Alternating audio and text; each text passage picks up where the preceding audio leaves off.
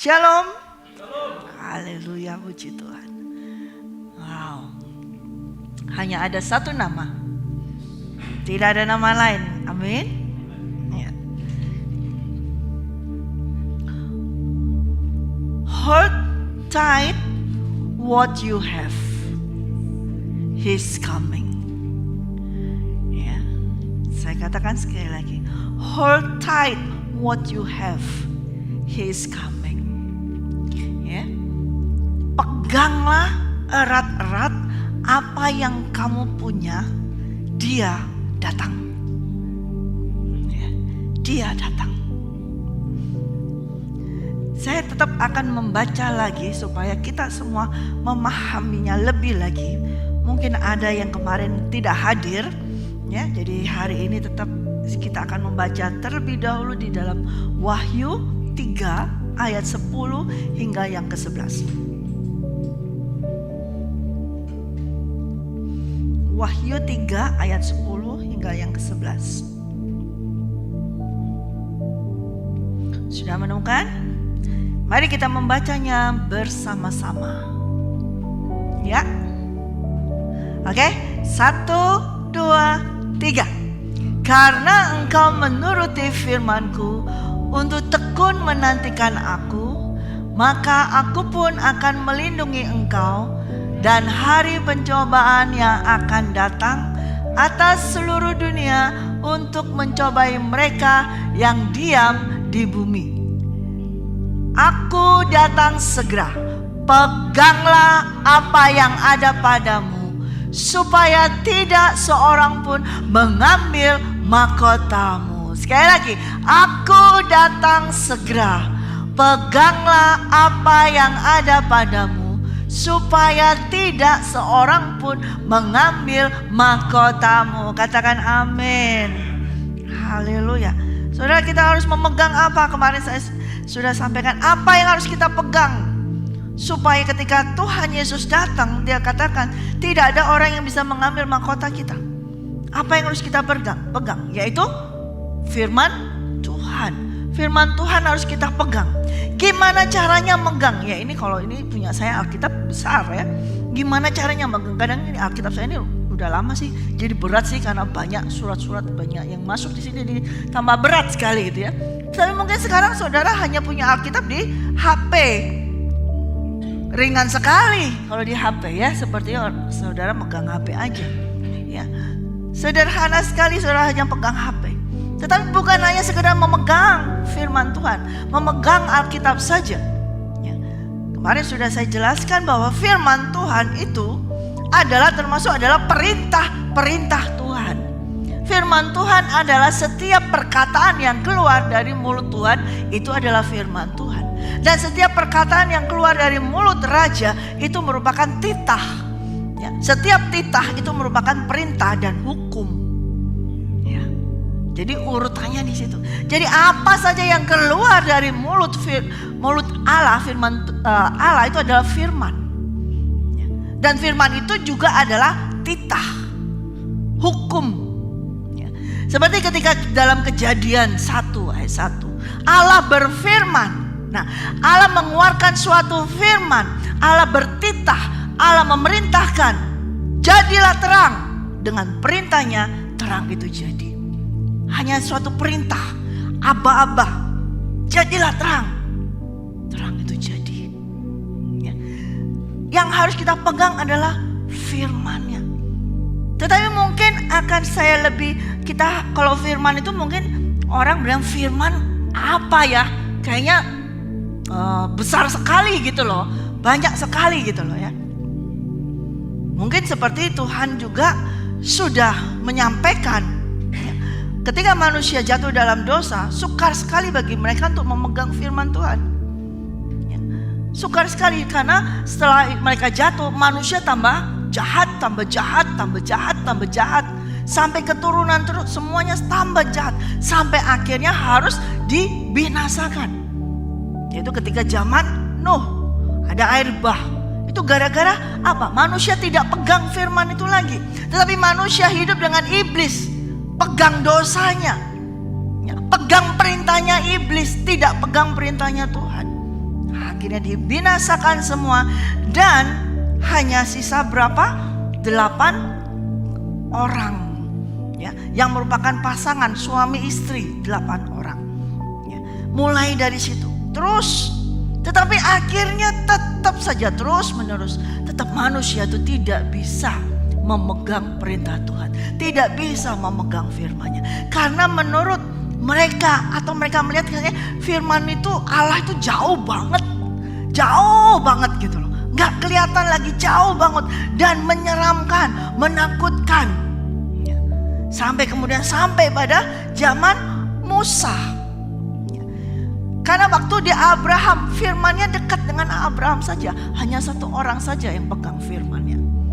Hanya 1 orang, sedang bangsa semuanya tidak, hanya 1 orang saja. Sampai janjinya diberikan kepada Abraham hanya pada 1 orang. Ya.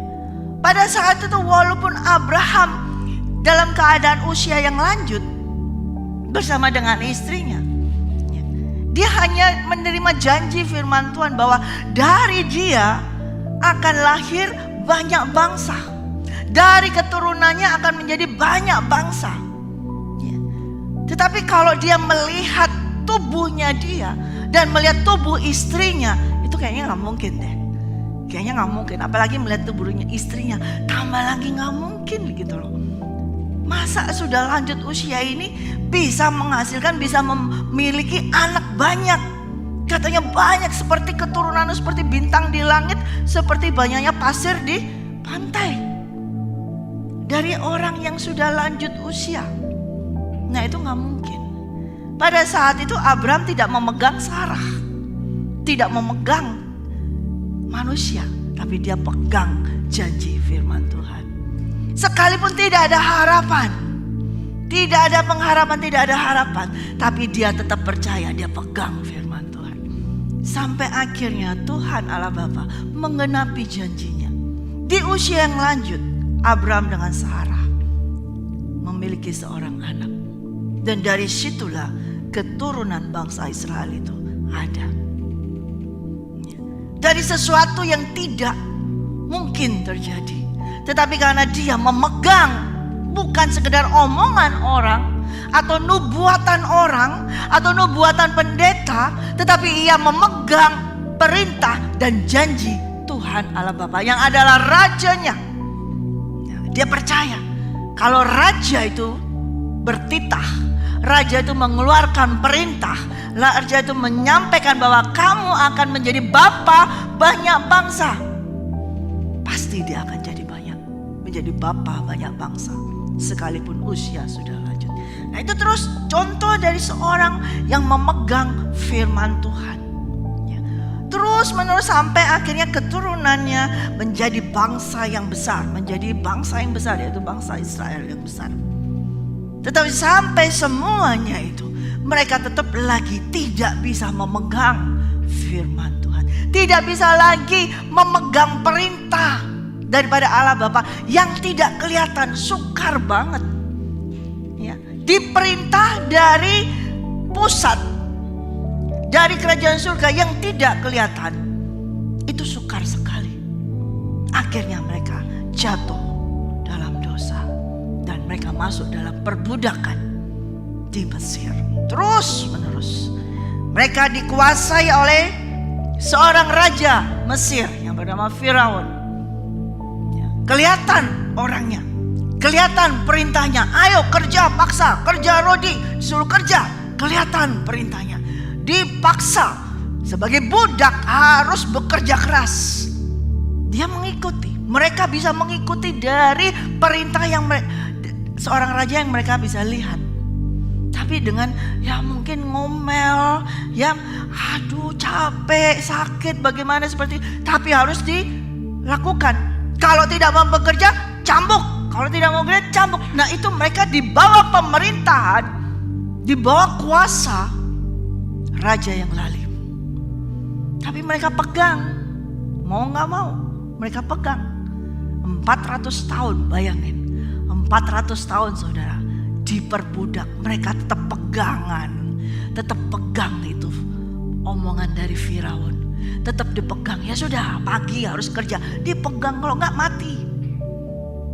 400 tahun mereka pegang omongan kosong. 400 tahun mereka pegang omongan seorang raja yang lalim. Sampai akhirnya Tuhan melihat bangsanya. Melihat bangsanya yang dulunya sudah dia utarakan, dia ucapkan kepada Abraham bahwa engkau akan menjadi bapa dari banyak bangsa. Tapi ternyata bangsanya ini sudah sedang dikuasai oleh raja yang lalim. Allah Bapa, Raja di atas segala raja, mulai ingat, mulai melihat lagi. Iya, ini adalah umatku. Kembalilah dia mengutus seorang yang bernama Musa untuk membawa bangsa ini keluar dari perintah raja yang lalim. Dibawa keluar supaya maksudnya bangsa ini dibebaskan, sehingga bangsa ini bisa bergaul dengan Allah Bapa itu lagi, bisa bergaul kembali dengan raja di atas segala raja, dengan menuruti segala perintah yang langsung dikeluarkan. Kembali lagi yang dari Taman Eden, maunya Allah Bapa supaya bangsa ini langsung bisa komunikasi dengan Allah Bapa. Tapi memang ternyata dosa itu menjauhkan manusia dengan Allah Bapa. Akibat dosa itu menjauhkan umatnya dari rajanya, dari Allahnya. Sampai hanya Allah Bapa memanggil seseorang, hanya satu orang yang bisa menjadi pengantara pada saat itu, yaitu Musa. Dan ketika Musa dipanggil, berhadapan langsung dengan raja yang di atas raja, naik ke Gunung Sinai. Dia naik ke Gunung Sinai, dia bisa bergaul, bisa berkomunikasi, bisa mendengar firman-Nya, bisa mendengar perintahnya, bisa mendengar semuanya. Dan Musa mencatat sekarang apa yang kau perintahkan, apa yang kau kehendaki untuk bangsamu ini, apa yang kau kehendaki. Dicatat, ditulis semua, yaitu terkenal dengan The 10 Commandment, 10 perintah Allah. Tuhan tahu gak bisa, harus dicatat.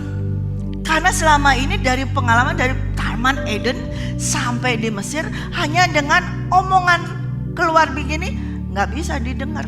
Mereka gak bisa mengerti. Jadi harus sekarang perintahku harus dicatat. Pada saat itu tidak ada kertas, saudara. Yang ada adalah batu. Dan pada saat Musa di Gunung Sinai, Tuhan Allah itu sendiri menulisnya di atas batu, di atas loh batu. Dengan tangannya sendiri ditulisnya perintahnya sendiri. Ada 2 loh batu, itu dibawa oleh Musa. Isinya jelas, Tuhan sudah memberikan, ini sekarang perintahku, ini sampaikan, ini ajarkan, dan ini lakukan untuk semua umat. Sampaikan, lakukan untuk semua bangsa. Ini adalah perintahku. Begitu Musa turun menyampaikan. Ya, kita lihat ya, kayaknya udah lama ya tidak membaca 10 firman Tuhan. Keluaran 20. Pada masa-masa sekarang malah firman ini di skip ya, seringkali tidak disampaikan. 10 firman. Keluaran 20 ayat 1 hingga 21, panjang. Saya bacakan. Lalu Allah mengucapkan segala firman ini.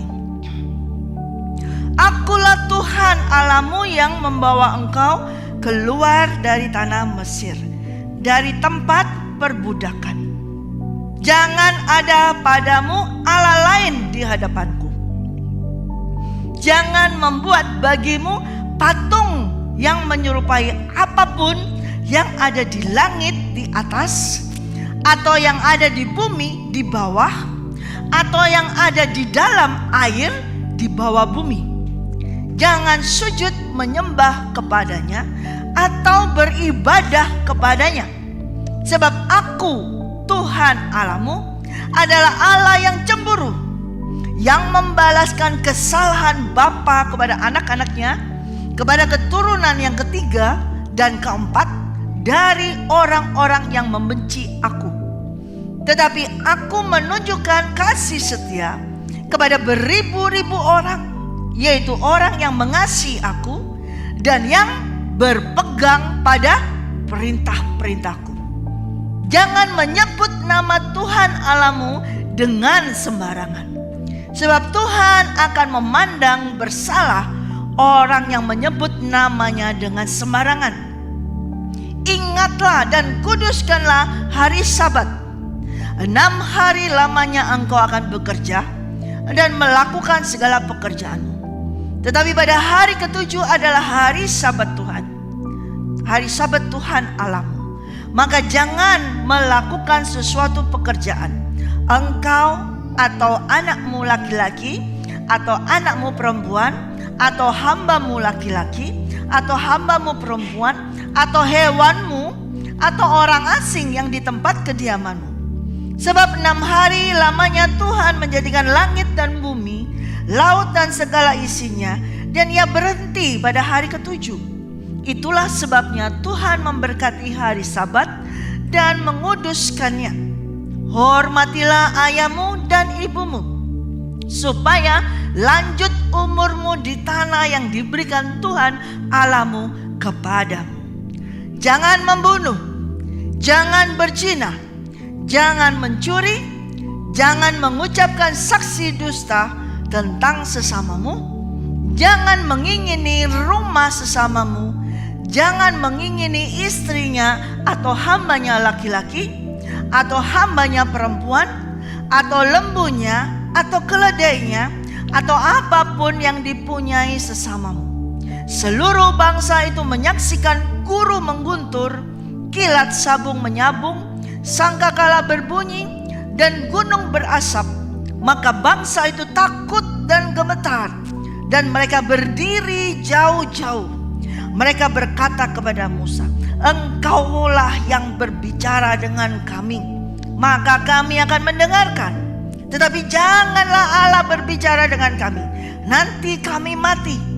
Tetapi Musa berkata kepada bangsa itu, jangan takut, sebab Allah telah datang dengan maksud untuk mencoba kamu, dan dengan maksud supaya takut akan Dia ada padamu, agar kamu jangan berbuat dosa. Adapun bangsa itu berdiri jauh-jauh, tetapi Musa pergi mendekati embun yang kelam di mana Allah ada. Amin. Sudah lama ya tidak membaca 10 firman Tuhan, 10 perintah Allah ya. Mestinya hafal nih, sering ya sudah ya, dan jarang ini disampaikan. Tetapi inilah yang harus dipegang, saudaraku. Ini adalah firman Tuhan, ini adalah perintah Tuhan, dan ini yang harus dipegang. Kemarin saya sampaikan firman Tuhan. Firman Tuhan yang mana? Ya ini 10 perintah Tuhan. Ini adalah firman-Nya. Dari semua di Alkitab ini tertulis, ada di sini di 10 perintah Tuhan ya, Tuhan sudah menyampaikan, Tuhan sudah menulis semua isi hatinya ya. Apa sih yang harus bangsa ini kerjakan? Apa sih yang harus dipegang oleh bangsa ini ya. Mereka harus memegang perintahku. Tapi perintah yang mana? Dijelaskan. Hanya ada 10 perintah ya. Jangan ada Allah lain ya. Tidak boleh ada Allah lain selain daripada Tuhan Allah Bapa ya. Dan juga jangan apa? Membuat patung atau membuat berhala, idols ya, berhala, memberhalakan apapun. Mau pakai patung burung, mau pakai patung pohon, patung apa saja, manusia atau apa saja, jangan. Dan apalagi menyembahnya, tidak. Ya, menyerupai apapun, tidak boleh menyembah dan jangan sujud kepadanya atau beribadah kepadanya. Sebab apa? Tuhan itu Tuhan yang cemburu. Kalau Dia sudah katakan Dia yang pertama, tidak boleh ada Allah lain, berarti tidak boleh ada yang menyaingi Dia. Tidak boleh ada yang melebihi dia. Ya. Apakah itu buatan, mau dari emas, mau dari kayu, mau dari apa saja, dari batu, dari apa saja. Kalau itu dibuat sebagai patung yang lalu disembah dan itu menempati di dalam hati manusia posisi, mengganti posisi dari perintah yang pertama, Tuhan tidak mau. Itu sudah melakukan dosa. Kemudian apa? Jangan menyebut nama Tuhan dengan sia-sia atau sembarangan. Ya. Nah, ini kemarin sudah saya sampaikan. Kadang-kadang orang suka menyampaikannya dengan waktu latah, ya, kesandung atau kena apapun, langsung berkata Tuhan Yesus atau apa ya, seperti itu. Ya. Atau hanya sekarang banyak sekali nih, ya di luar, ya, di luar negeri sana, di film-film, kalau saudara dengar film atau dengar game-game, ya, Jesus Christ begitu. Banyak sekali yang begitu kan. Ada apa sih, kaget Jesus Christ seperti itu. Itu adalah menyebut nama Tuhan dengan sembarangan. Dan itu melakukan dosa, melanggar apa? Perintah Tuhan. Orang-orang tuh gak sadar kalau mereka itu sudah melanggar firman Tuhan. Mereka gak sadar kalau mereka sudah berdosa. Dan banyak sekali anak muda, ya, yang sudah bergereja, yang sudah menerima Yesus Kristus, tetapi mereka ikut-ikutan. Ada apa begitu? Oh Jesus Christ seperti itu. Ya. Mereka pikir keren. Oh it's okay. Ya. Tapi you know what? That's not okay from God. Itu tidak baik, tidak benar, dan itu berdosa karena melanggar perintah daripada Tuhan. Jangan, Tuhan sudah sampaikan, jangan sebut namaku dengan sembarangan. Ya. Tapi berapa kali coba kita jujur, seringkali kita menyebut nama Tuhan dengan asal, betul? Ya, pernah ya ngakui ya, angkat tangan boleh, nggak usah takut. Ya, pasti sering gak sadar. Nah, kalau engkau tahu hari ini, cepatlah minta ampun. Ampuni aku Tuhan. Minta ampun kepada Tuhan bahwa aku sudah menyebut namamu dengan asal, dengan sembarangan. Itu sudah melanggar perintahnya yang ketiga. Dan kemudian yang keempat adalah ingatlah dan kuduskanlah hari Sabat. Ini tetap penting. Artinya apa? Tuhan mau hari Sabat itu menjadi prioritas bagi dia. Artinya hari Sabat, harinya dia. Artinya kita harus mengutamakan dia. Dan Yesus pun datang ke dunia. Dia melakukan pekerjaan pada hari Sabat.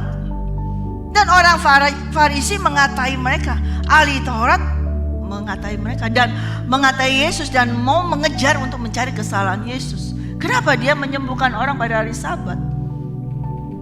Yesus menjawab, bukan berarti Yesus tidak menghormati hari Sabat atau tidak menghormati perintah Tuhan. Tapi Yesus itu adalah Tuhan. Dan dia adalah Tuhan atas hari Sabat. Dan hari Sabat itu diciptakan untuk manusia. Supaya apa? Supaya manusia ini mengkhususkan dirinya untuk bergaul lebih lagi kepada Tuhan. Semuanya adalah untuk Tuhan. Tetapi yang bangsa Israel lakukan, orang Yahudi lakukan, ahli Taurat yang mereka lakukan, mereka mengkuduskan hari Sabat untuk apa? Supaya mereka hanya sekedar menjadi seorang yang beragama. Hanya mereka sekedar bisa dilihat orang, oh itu loh orang beragama, itu loh orang yang taat, orang yang takut akan Tuhan. Tetapi ketika dia melakukan mengkuduskan atau ingat tentang hari Sabat, itu hanya sekedar hari Sabat saja. Tetapi ketika Yesus menyembuhkan orang sakit pada hari Sabat, justru dia memuliakan Bapa di surga pada hari Sabat tersebut. Nah, hari Sabat itu adalah untuk kita ini memuliakan Bapa kita di surga. Bukan hanya sekedar buat kita, sudah kita hari Sabat kita tidak boleh bekerja apa-apa. Sudah di rumah aja, tidur aja, tidak bekerja apa-apa, tidur aja, tidak ngapa-ngapain. Tidak seperti itu. Justru di hari Sabat itu semakin kita memuliakan Tuhan Allah Bapa. Itu adalah perintahnya. Dan sebelum perintah Tuhan ini tetap berlaku loh saudara. Sampai hari ini loh. Tetap berlaku bagi kita. Yang keempat itu. Dan yang kelima adalah apa? Hormati ayahmu, hormati ibumu. Supaya apa?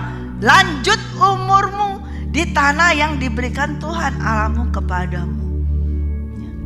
Harus menghormati ayah ibu. Kalau seorang anak tidak menghormati ayah dan ibunya, dia berdosa kepada Tuhan. Dia melanggar apa? Perintah Tuhan. Jadi ketika kita menghormati ayah ibu, itu bukan hanya supaya engkau bisa lanjut umurmu, tetapi adalah apa? Engkau menghormati Tuhan. Engkau menghormati Tuhan. Kemudian yang ke-6 adalah jangan membunuh. Ini jangan membunuh semuanya, jangan membunuh. Dikatakan jangan membunuh, pasti sesama ini jangan membunuh. Bukan hanya secara fisik, tapi seringkali orang membunuh apa? Karakter orang. Membunuh apa? Mental orang. Membunuh apa? Mematikan rohnya, seperti itu. Jangan membunuh. Jangan berzina. Dan jangan mencuri. Jangan mengucapkan saksi dusta terhadap sesamamu. Berarti apa? Jangan berbohong. Nah, berbohong berarti sudah melanggar perintah Tuhan. Melanggar perintah Tuhan berarti sudah berdosa. Terus yang terakhir adalah jangan mengingini, jangan punya iri hati. Jangan mau mengingini apa saja, mau benda, mau orang, mau apa saja, apalagi istri, hamba atau siapa, ya, atau apa saja yang dipunyai, jangan diirin. Tuhan mencatat, menuliskan ini 10 perintahnya kepada manusia, supaya manusia itu bisa membacanya, supaya manusia itu bisa tahu, ingat terus. Ya. Tetapi yang ada adalah ketika mereka sudah menerima 10 perintah ini, bukannya mereka jadi tambah baik, bukannya mereka jadi tambah baik, berhubungan baik kepada Tuhan, tapi mereka tetap tambah jahat. Mereka tambah jahat. Padahal mereka melakukan perintah Tuhan, tapi mereka tetap tambah jahat. Karena ketika mereka melakukan, hanya sekedar melakukan perintah tersebut, hanya sekedar melakukan perintah tersebut, sehingga terus menjadi apa? Suatu kebiasaan, suatu rutin, hanya terus begitu saja. Sampai akhirnya Tuhan Yesus datang. Dan Tuhan Yesus berkata di dalam Matius 5. Matius 5 ayat 17 hingga ayat 20. Matius 5 ayat 17 hingga yang ke-20. Janganlah kamu menyangka bahwa aku datang untuk meniadakan hukum Taurat atau kitab para nabi. Aku datang bukan untuk meniadakannya, melainkan untuk mengendapinya. Karena aku berkata kepadamu, sesungguhnya selama belum lenyap langit dan bumi ini, satu iota atau satu titik pun tidak akan ditiadakan dari hukum Taurat sebelum semuanya terjadi. Karena itu, siapa yang meniadakan salah satu perintah hukum Taurat sekalipun yang paling kecil dan mengajarkannya demikian kepada orang lain, ia akan menduduki tempat yang paling rendah di dalam kerajaan surga. Tetapi siapa yang melakukan dan mengajarkan segala perintah-perintah hukum Taurat, ia akan menduduki tempat yang tinggi dalam kerajaan surga. Maka aku berkata kepadamu, jika hidup keagamaanmu tidak lebih benar daripada hidup keagamaan ahli-ahli Taurat dan orang-orang Farisi, sesungguhnya kamu tidak akan masuk ke dalam kerajaan surga. 10 perintah Tuhan tadi tidak ditiadakan oleh Tuhan Yesus. Yesus datang tidak meniadakan 10 perintah itu, tetapi justru Yesus apa? Menggenapi. Ya. Kalau sekarang ada orang atau ada pengajaran yang meniadakan tentang perintah Tuhan, tentang 10 perintah Tuhan, berarti ia adalah apa? Menduduki tempat yang paling rendah di kerajaan surga. Ya. Jadi kita harus pegang terus apa yang harus kita pegang. Ketika Tuhan Yesus datang, apa yang harus kita pegang? Firman-Nya. Firman-Nya dalam bentuk seperti apa? Perintahnya. Perintahnya ini yang sudah jelas, 10 perintah dari Tuhan Allah Bapa. 10. Coba saudara, tangan 10 nih, ya kan? 10. Yang pertama sekali lagi, apa? Jangan ada Allah lain di hadapanmu. Terus, jangan membuat patung yang menyerupai apapun di hadapanmu dan menyembahnya. Yang ketiga, jangan sebut nama Tuhan Allahmu dengan sembarangan. Yang keempat, ingat dan kuduskanlah hari Sabat. Yang kelima, hormati ayahmu dan ibumu. Yang keenam, jangan membunuh, jangan berzina, jangan menjadi saksi dusta, jangan mengingini atau iri. Ini dibagi 2 loh batu sama Tuhan. Yang satu loh batu ini berurusan dengan Tuhan Allah Bapa. Yang satu ini harus dinyatakan untuk di dalam kehidupan bersama di bumi ini. Kenapa mengasihi Bapa dan Ibu masuk kepada Tuhan? Karena mereka adalah wakil dari Allah Bapa yang bisa dilihat di sini. Tapi seringkali kita tidak mengasihi, tidak menghormati mereka. Ditaruh di sini. Kenapa kok enggak ditaruh yang di sini? Waktu ada 2 loh itu tertulis 2 loh batu terpisah. Ketika kita menghormati ayah dan ibu kita, itu berarti kita menghormati Tuhan Allah Bapa. Ya. Kalau tadi tidak ada Allah lain, dilakukan. Semuanya 1, 2, 3, 4 dilakukan. Tetapi kepada ayah ibu, dia tidak melakukan. Berarti yang 1, 2, 3, 4 itu sudah gagal semua. Tidak akan bisa. Bohong. Belum lagi yang melakukan ini, dia sudah gagal di sini. Yang 5 tadi, aku hanya menyembah Tuhan Allah, aku mengasihi Tuhanku, mengasihi Tuhan Yesus, mengasihi semuanya, dan tidak pernah menyembah berhala apapun, membuat patung apapun, bahkan tidak pernah mengutarakan nama Tuhan dengan sembarangan. Dan aku tetap menguduskan hari Sabat, tetapi ia tidak menghormati ayah ibunya. 1, 2, 3, 4 itu punah, hilang. Tidak menghormati bukan hanya setiap itu hanya sujud kepada orang tua, tidak. Menghormati ayah ibumu adalah termasuk merawat, mengasihi, memelihara, termasuk di situ semua. Kalau itu tidak dilakukan, ibadah tadi yang Tuhan Yesus katakan ini, hidup keagamaanmu tidak lebih benar daripada hidup keagamaan ahli-ahli Taurat. Langsung hilang semua. Belum yang tadi, jangan membunuh, jangan berzina, jangan mencuri, apalagi berbohong. Sudah bohong pada Tuhan. Ingin. Jadi Tuhan sudah jelas, ini harus dipegang, saudara. Mungkin saudara bingung, kenapa hari ini di Menara menyampaikan tentang 10 perintah Tuhan. Kayaknya ini udah langka banget dan gak perlu deh sekarang. Tapi ini saya katakan ini adalah perintah Tuhan yang harus dipegang sampai selama-lamanya. Ini firman Tuhan, tidak bisa di skip, tidak bisa ditiadakan. Ini adalah firman Tuhan. Dan Yesus sendiri berkata, kalau ada orang yang meniadakan itu, berbahaya bagi orang itu. Ia posisinya paling rendah. Dan Yesus pun tidak meniadakan, justru menggenapinya. Justru ia menggenapinya. Ya.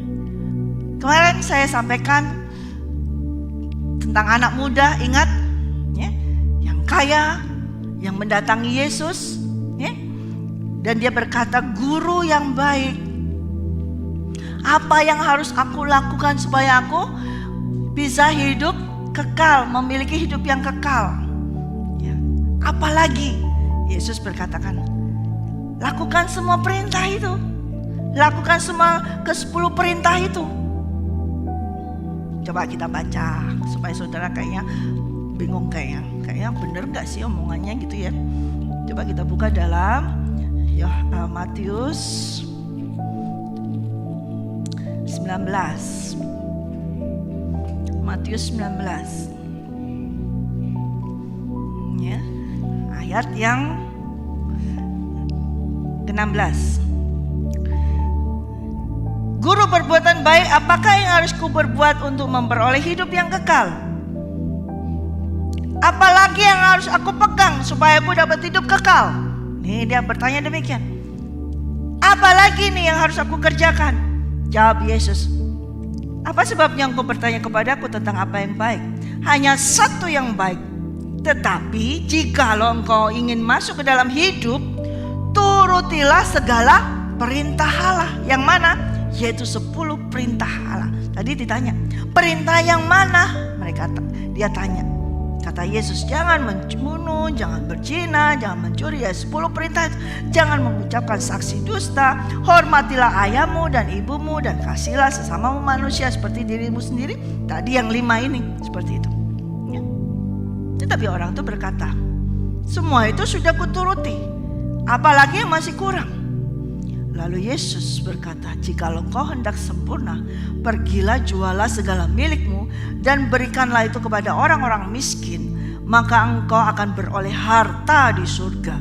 Kemudian datanglah kemari dan ikutlah aku. Ketika orang muda itu mendengar perkataan itu, pergilah ia dengan sedih sebab banyak hartanya. Yesus berkata kepada murid-muridnya, aku berkata kepadamu, sesungguhnya sukar sekali bagi seorang kaya untuk masuk ke dalam kerajaan surga. Sekali lagi aku berkata kepadamu, lebih mudah seekor unta masuk melalui lubang jarum daripada seorang kaya masuk ke dalam kerajaan Allah. Ketika murid-murid mendengar itu, sangat gempara mereka dan berkata, jika demikian, siapakah yang dapat diselamatkan? Yesus memandang mereka dan berkata, bagi manusia hal ini tidak mungkin, tetapi bagi Allah segala sesuatu yang mungkin. Anak muda ini, dia ingin masuk hidup yang kekal. Dia sudah melakukan semua perintah itu. 10 perintah yang tadi kita baca, 10 perintah Allah yang dibaca sudah dia lakukan ya. Tetapi dia tahu dia mau masuk hidup yang kekal ya. Dan Yesus berkata, kalau kamu mau sempurna lagi, jual semua hartamu, bagikan kepada orang miskin, datang ke sini dan ikut aku. Tapi dia tidak melakukannya. Anak muda ini memegang apa? Memegang hartanya. Dia pegang hartanya. Katanya mau hidup kekal, tapi dia memegang hartanya. Ketika Yesus menyampaikan, kalau kamu mau sempurna, pergilah, jualah segala milikmu dan berikanlah itu kepada orang miskin, maka engkau memperoleh harta di surga. Yesus menggenapi 10 perintah. Yesus menyampaikan tadi seperti ini kan, aku datang bukan meniadakan, justru aku datang menggenapinya. 10 perintah itu digenapi oleh Yesus dengan perintah ya, the greatest commandment. Ada 2 hukum yang terutama, Yesus menggenapinya. Di dalam Matius 22 ayat yang 34. Ketika orang-orang Farisi mendengar bahwa Yesus telah membuat orang-orang Saduki itu bungkam, berkumpullah mereka. Dan seorang dari mereka, seorang ahli Taurat, bertanya untuk mencobai dia, guru, hukum manakah yang terutama dalam hukum Taurat? Jawab Yesus kepadanya, kasihlah Tuhan Allahmu dengan segenap hatimu dan segenap jiwamu dan dengan segenap akal budimu. Itulah hukum yang terutama dan yang pertama. Dan hukum yang kedua yang sama dengan itu ialah kasihlah sesamamu manusia seperti dirimu sendiri. Pada kedua hukum ini tergantung seluruh hukum Taurat dan para nabi. Ada the 10 commandments, ada the greatest commandments. Dan Yesus datang menggenapi dari 10 perintah Allah, digenapi, tidak ditiadakan, tapi digenapi. Digenapi artinya bukan ditambah. Ketika Yesus berkata, aku datang menggenapi, bukan dia menambah, tapi dia menjadikannya itu semua satu. Dia menggenapkan semuanya jadi satu. Jadi bukan ada 12 perintah, tetap 10 perintah, tapi digenapkan oleh Yesus. Artinya apa? Dijadikan satu, digenapkan. Kalau dikatakan the greatest command, makanya dia bertanya, mana? Yang mana Tuhan? Yang paling utama dari hukum Taurat, dari 10 itu mana yang utama? Nah, Yesus katakan, kasihlah Tuhan Allahmu dengan segenap hatimu. Kasihlah Tuhan Allahmu dengan segenap hatimu, dengan segenap jiwamu, dengan segenap kekuatanmu. Dan yang kedua, kasihlah sesamamu manusia seperti dirimu sendiri. Nah, di dalam dua hukum inilah tergantung semua hukum-hukum Taurat dan kitab-kitab Nabi. Dari 10 yang tadi kita sudah baca di Keluaran, terbagi dua. Kasihlah, apa tadi? Jangan ada Allah lain. Kemudian jangan buat patung. Jangan menyebut nama Tuhan dengan sembarangan. Kemudian ingat hari Sabat, hormati. Jangan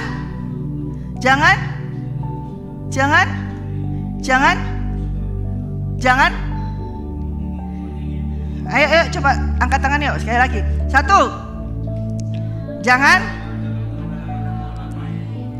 Jangan buat patung. Jangan menyebut nama. Ingatlah hari Sabat, kuduskanlah. Hormati.